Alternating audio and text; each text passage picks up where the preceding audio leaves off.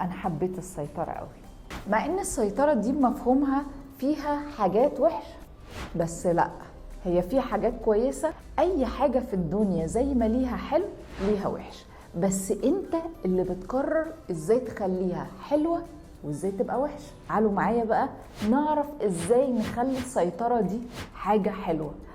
انا دلوقتي في المدرسة وصاحبي زعلني، المفروض اعمل ايه لما يزعلني؟ اروح اتخانق معاه؟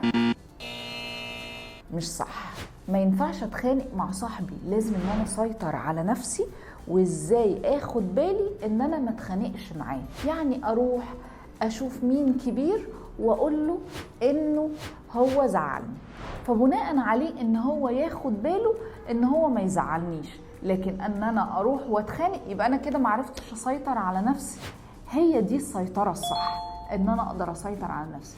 لكن في ناس بتبقى عارفة ان السيطرة وحشة بس ما نركزش فيها، وبلاش نعرف السيطرة الوحشة. احنا نحاول نركز ان احنا ناخد كل حاجة حلوة من كل حاجة موجودة حوالينا. وطبعا اللمضين اللي معايا كلهم هيعرفوا ازاي يعملوا السيطرة الحلوة، صح ولا ايه؟ ردوا عليا. ايه؟ انا سامع حد بيقول لي ايوه هيعملها. في حاجات وفي حاجات لا.